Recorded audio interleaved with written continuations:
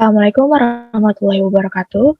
Kami dari kelompok 7 yang beranggotakan Kintan Arsya Rizkia, Lala Aulia Rahman, Meyanti Milani Putri, dan saya sendiri Novia Fianita. Kali ini kelompok kami akan menjelaskan materi tentang perkembangan intelek, sosial, bahasa, dan bakat khusus. A. Perkembangan intelek.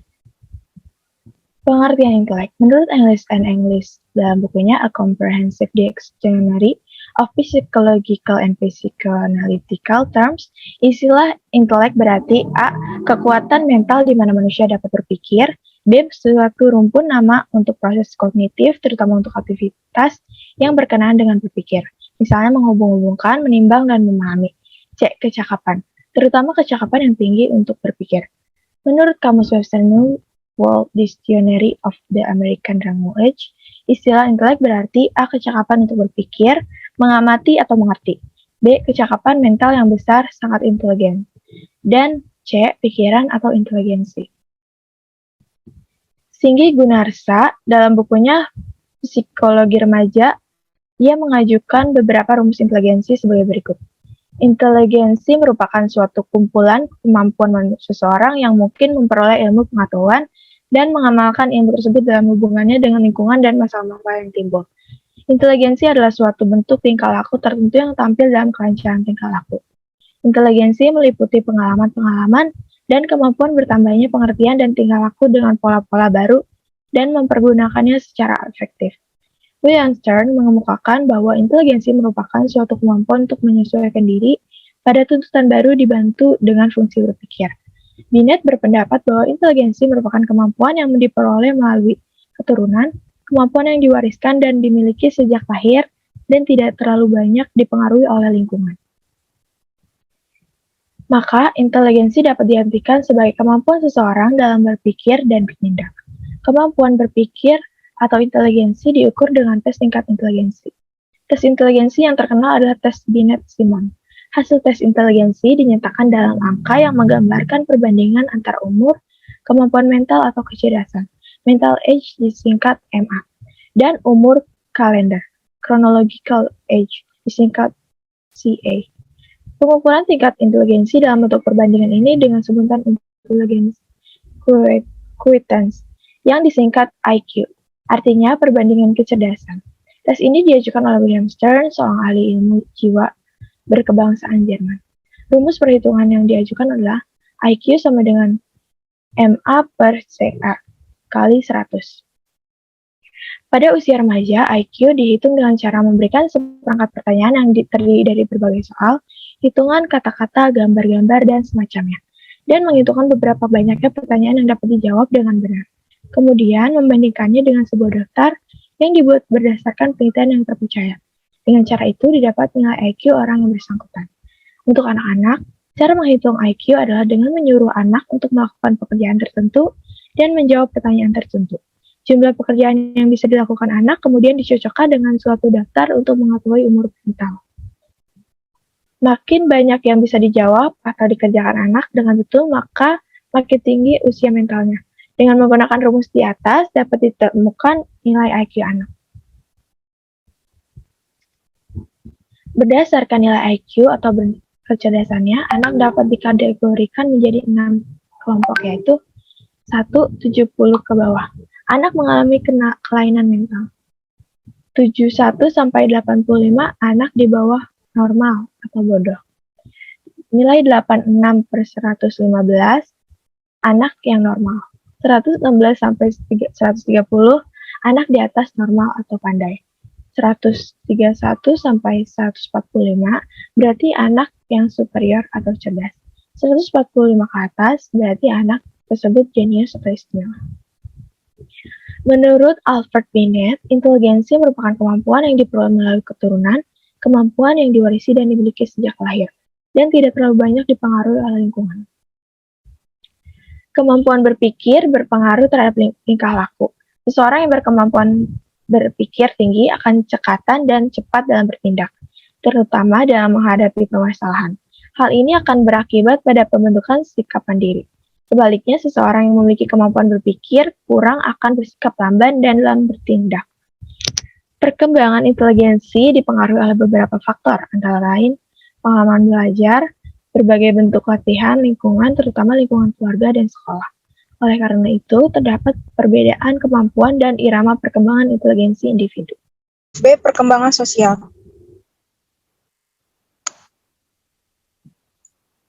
Kehidupan anak dalam menelusuri perkembangannya itu pada dasarnya merupakan kemampuan mereka berinteraksi dengan lingkungan. Pada proses integrasi dan interaksi ini, faktor intelektual dan emosional mengambil peranan penting. Proses tersebut merupakan proses sosialisasi yang menundukkan anak sebagai insan yang secara aktif melakukan proses sosialisasi. Bersosialisasi pada dasarnya merupakan proses penyesuaian diri terhadap lingkungan kehidupan sosial. Bagaimana seharusnya seorang hidup di dalam kelompoknya, baik kelompok kecil maupun kelompok masyarakat luas.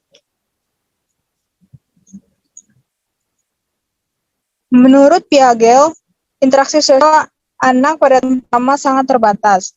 Perilaku sosial anak tersebut berpusat pada egosentrik dan hampir keseluruhan perilakunya berpusat pada dirinya. Apabila kebutuhan dirinya telah terpenuhi, bayi itu tidak peduli lagi terhadap lingkungannya. Pada tahun kedua, anak sudah belajar atau tidak, dan sudah mulai belajar menolak lingkungan. Perilaku emosional telah memulai dikembangkan dan lebih berperan pada unsur-unsur selanjutnya. Sejak anak mulai belajar di sekolah, mereka mulai belajar mengembangkan interaksi sosial dengan belajar menerima pandangan kelompok, belajar atau masyarakat, memahami tanggung jawab dan berbagai pengertian dengan orang lain. Menginjak masa remaja, interaksi dan pengenalan atau pergaulan dengan teman sebaya, terutama lawan jenis, menjadi sangat penting. Pada akhirnya pergaulan sesama manusia menjadi sesuatu kebutuhan. Setiap orang menyadari bahwa manusia itu saling membutuhkan. Hubungan sosial atau sosialisasi merupakan hubungan antar manusia yang saling membutuhkan. Hubungan sosial dimulai dari tingkat yang paling sederhana dan terbatas, yang didasari sebagai kebutuhan yang sederhana. Semakin dewasa dan bertambah umur, tingkat hubungan sosial menjadi kompleks.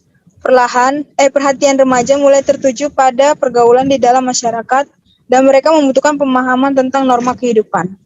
Perkembangan sosial anak remaja dipengaruhi oleh beberapa faktor, yakni kondisi keluarga, kematangan anak, status sosial ekonomi keluarga, pendidikan, dan kapasitas mental terutama intelek dan emosi. Baik, materi selanjutnya adalah perkembangan bahasa. Sesuai dengan fungsinya, bahasa merupakan alat komunikasi yang digunakan oleh seseorang dalam pergaulannya atau hubungannya dengan orang lain. Bahasa merupakan alat bergaul. Oleh karena itu, penggunaan bahasa menjadi efektif sejak seorang individu memerlukan komunikasi dengan orang lain.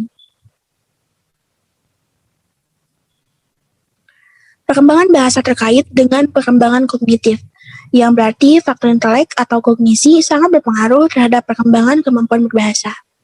Baik, tingkat intelektualnya belum berkembang dan masih sangat sederhana.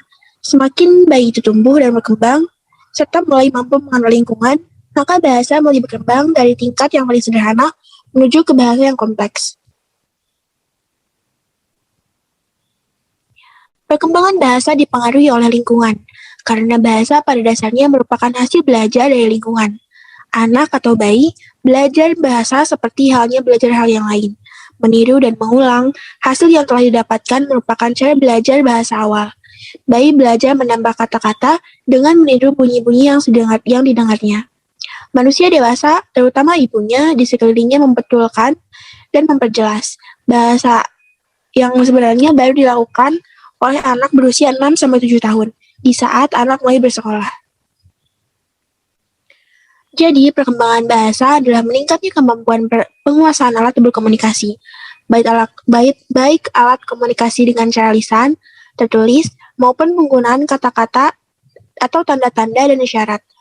Mampu dan menguasai alat komunikasi di sini diartikan sebagai upaya seseorang untuk dapat memahami dan dipahami orang lain. Memasuki masa remaja, perkembangan bahasa semakin lengkap, karena dilengkapi dan diperkaya oleh lingkungan masyarakat di mana mereka tinggal. Faktor yang mempengaruhi perkembangan bahasa. Yang pertama ada usia, kedua ada kondisi keluarga, ketiga tingkat kecerdasan, keempat status sosial ekonomi keluarga, dan kelima kondisi fisik anak, terutama dari segi kesehatannya. Oke, yang selanjutnya D ada bakat khusus. Bakat dapat diartikan sebagai kemampuan bawaan yang merupakan potensial ability yang masih perlu dikembangkan atau dilatih.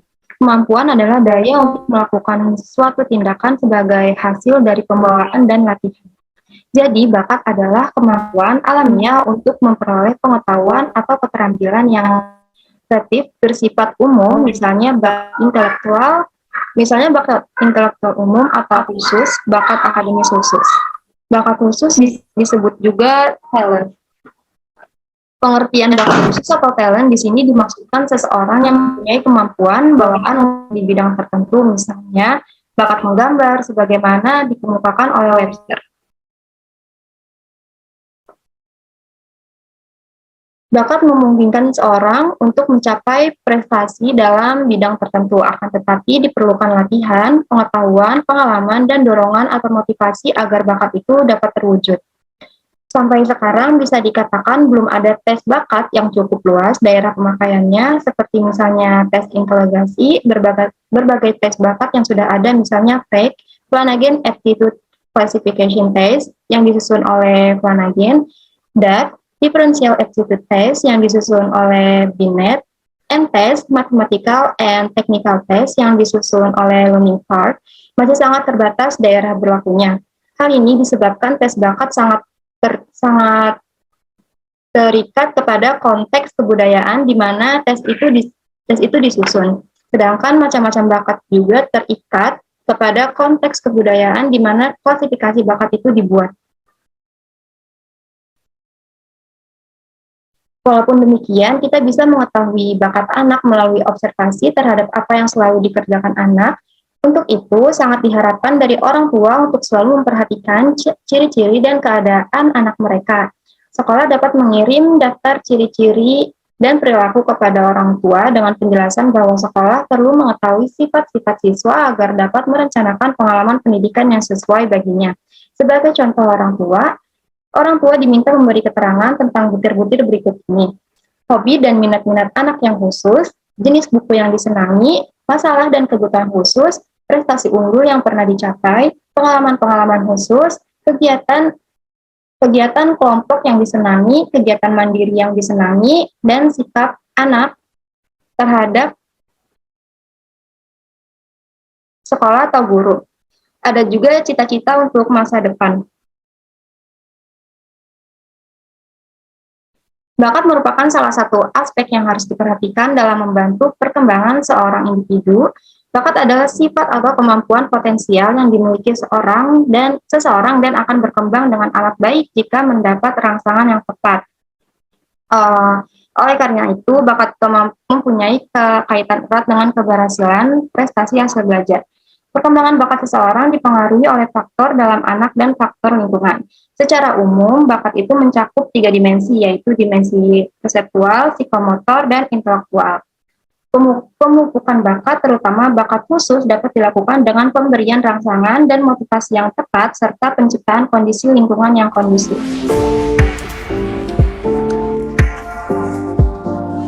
Sekian, ini adalah sumber dari materi unit 6. Terima kasih, kami dari kelompok 7, kurang lebihnya mohon maaf. Wassalamualaikum warahmatullahi wabarakatuh.